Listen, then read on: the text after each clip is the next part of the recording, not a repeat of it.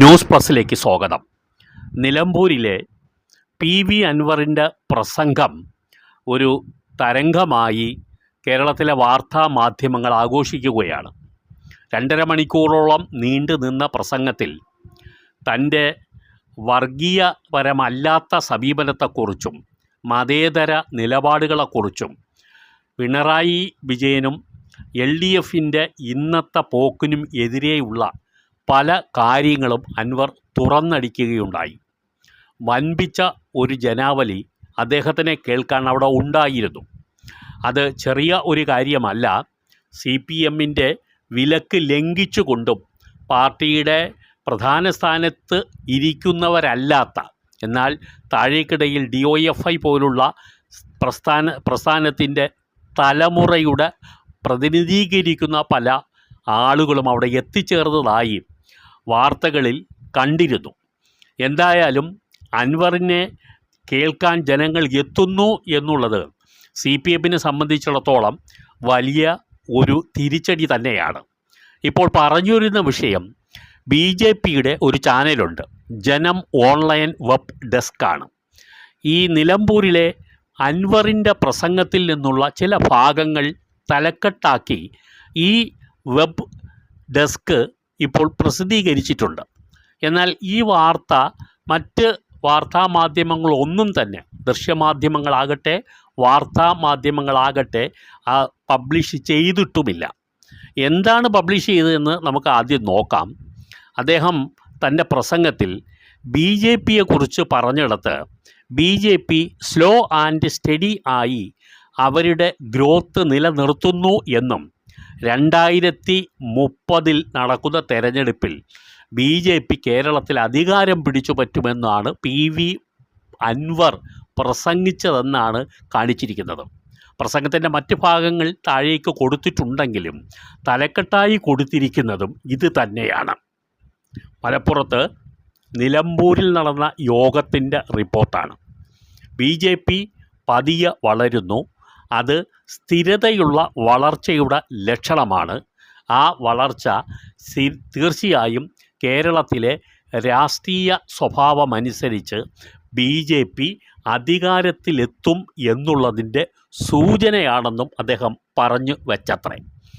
മറ്റൊന്നുകൂടി പറഞ്ഞത് 2026 നിയമസഭാ തെരഞ്ഞെടുപ്പിൽ 25 സീറ്റുകളാണ് BJP ലക്ഷ്യം വെക്കുന്നതെന്നും 25 സീറ്റും അവർ നേടാനാണ് സാധ്യതയെന്നും PV അൻവർ മലപ്പുറത്ത് പറഞ്ഞു എന്ന് ഈ വെബ് ഡെസ്ക് വെളിപ്പെടുത്തുന്നു.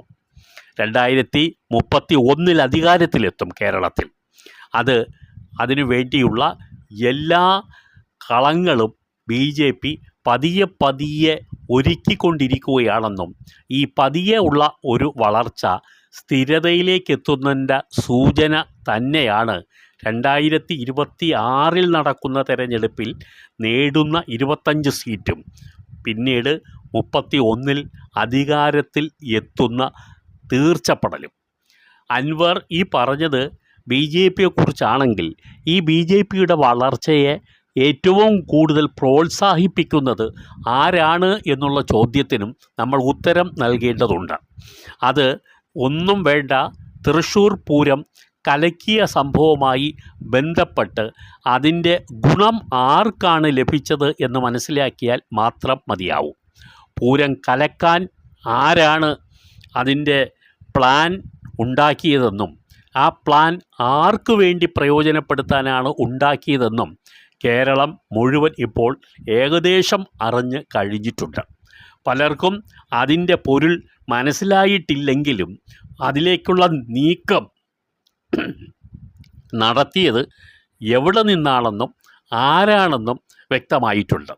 കാരണം ഈ സംസ്ഥാനത്തെ ഭരണത്തിൻ്റെ ഏറ്റവും അടുത്ത് നിൽക്കുന്ന ലാ ആൻഡ് ഓർഡർ തന്നെ നോക്കുന്ന ഒരു ADGP 2 പ്രാവശ്യം ഈ BJPയുടെ സമുന്നത നേതാക്കളെ തൃശ്ശൂരിൽ വെച്ചും പിന്നീട് തിരുവനന്തപുരത്ത് കോവളത്ത് വെച്ചും കണ്ട് കൂടിക്കാഴ്ച നടത്തി എന്നുള്ള റിപ്പോർട്ട് നമ്മൾ പശ്ചാത്തലത്തിൽ വെച്ച് പരിശോധിക്കുമ്പോൾ വ്യക്തമാകുന്നത് അടിയൊഴുക്കുകൾ എന്തായിരുന്നു എന്നുള്ളതാണ്. അപ്പോൾ ഈ ആക്ഷേപത്തിൽ നിന്നും ഒരു ഭരണകക്ഷിക്ക് ഇനി എങ്ങനെ രക്ഷപ്പെടാൻ ആവും? പക്ഷേ ഇതിനു വേണ്ടി അധികാരത്തിലേക്കും അതുപോലെ സംഘടനാ ശക്തി വ്യാപിപ്പിക്കുന്നതിലേക്കും BJPയെ സഹായിക്കുന്ന ഒരു വലിയ പ്രധാനപ്പെട്ട ഘടകം കേരളത്തിൽ ഇപ്പോൾ ഉണ്ട് എന്നുള്ളതാണ്. അത് ഭരണത്തിൻ്റെ പിന്തുണ ഉള്ള ഒരു നീക്കം തന്നെയാണെന്നും ഇപ്പോൾ ഏകദേശം ബോധ്യപ്പെട്ട് വരുന്നു. ഇനി ഈ പരിക്കിൽ നിന്നും അടുത്ത കാലത്തൊന്നും തന്നെ ഈ ഭരണ മുന്നണിക്ക് രക്ഷപ്പെടാൻ കഴിയും എന്ന് തോന്നുന്നില്ല. ഭരണ മുന്നണിയിലെ പല പ്രമുഖരും അതുകൊണ്ട് തന്നെ മൗനത്തിലേക്ക് ഉൾവലിഞ്ഞിട്ടുമുണ്ട്. സംരക്ഷകരായി പ്രത്യക്ഷപ്പെടാറുള്ളവരും ഇപ്പോൾ പതിയെ പതിയെ പിൻവാങ്ങുകയാണ്. കാരണം മറുപടി പറയാൻ കഴിയാത്ത വിധം അവർ രാഷ്ട്രീയ കുരുക്കിൽ പെട്ടിരിക്കുന്നു എന്ന് പറയാതെ വയ്യ. കേരള രാഷ്ട്രീയത്തിൽ ഇടത് മുന്നണി നേടിയ രാഷ്ട്രീയ സ്വാധീനത്തിന് വിള്ളലുകൾ വന്നു തുടങ്ങി എന്നുള്ളത് അൻവറിനെ കേൾക്കാനെത്തുന്ന ആളുകളിൽ നിന്ന് തന്നെ നമുക്ക് മനസ്സിലാക്കാൻ കഴിയും. അവരുടെ പ്രതികരണങ്ങളിൽ നിന്നും നമുക്ക് മനസ്സിലാക്കാൻ കഴിയും. എന്തായാലും കേരള രാഷ്ട്രീയം ഒരു വലിയ വഴിത്തിരിവിലേക്ക് വന്നുകൊണ്ടിരിക്കുന്നു എന്നുള്ളതും ഇത് ആപത്കരമായ ഒരു വിഷയത്തിലെത്തുമോ എന്നും ഭാവിയിൽ ഇനി കേരള രാഷ്ട്രീയം എങ്ങോട്ടാണ് ചലിക്കാൻ പോകുന്നതെന്നും ജനങ്ങൾ നോക്കിയിരിക്കുകയാണ്.